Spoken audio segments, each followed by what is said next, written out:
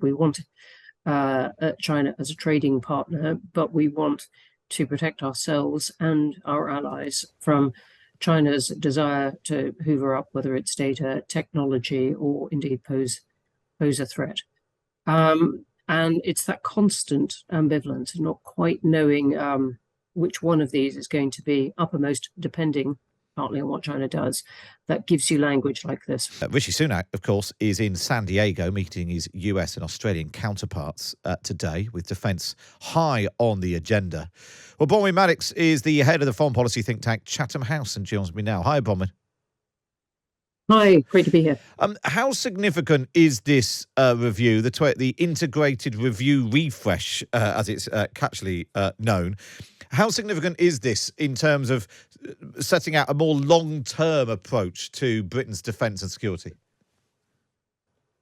It's pretty significant in setting out some important changes. Long-term, even though that's how every country wants to plan its defence, it doesn't last very long. As we've seen, this is only a couple of years since the last one, and the revision has been forced on us because of Russia's invasion of Ukraine. That's the big change. I think it is significant. It doubles down on that. It says that, look, we were right on Russia and as a major threat to the UK, and we need to strengthen what we can do about it. And it sharpens up considerably language about China, though the big debate is still whether this is too soft on China. The huge debate, though, is whether enough money has been put behind this to make all this credible. 5 billion is more than it looked like. The Defence Secretary, Ben Wallace, might get at one point, but it's a lot less than the 11 billion he was asking for. And to talk about doing all these things, defending Europe from Russia, we can't get out entirely of the Middle East, even if it doesn't get much of a mention, and tilting towards the Indo-Pacific, partly to help the US, that takes, I would have thought, more money than has now been pledged. But still, it's quite a sharp refocusing in just a couple of years on a much more threatening environment than it seemed.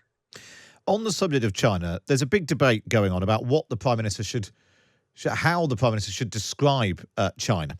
He's warned that China's plans to reshape the world order represent an era-defining challenge for Britain.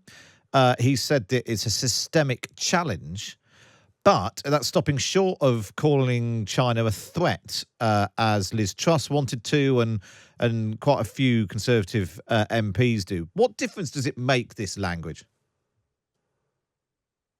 Well, in a way, obviously nothing. It's what you do rather than this is what you say.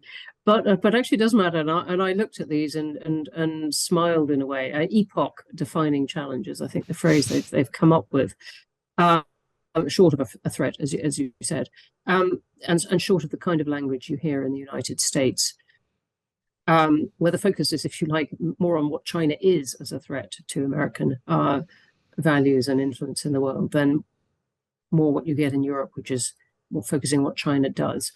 The UK has tried to have it both ways for a long time, and that, to me, remains it's China policy. We want China as a trading partner, but we want to protect ourselves and our allies from China's desire to hoover up, whether it's data, technology, or indeed pose a threat. And it's that constant ambivalence, not quite knowing which one of these is going to be uppermost, depending partly on what China does, that gives you language like this. Yeah, it is quite confusing. Bronwen Maddox, really appreciate that, picking through some complex issues there. Bronwen Maddox from the foreign policy think tank Chatham House.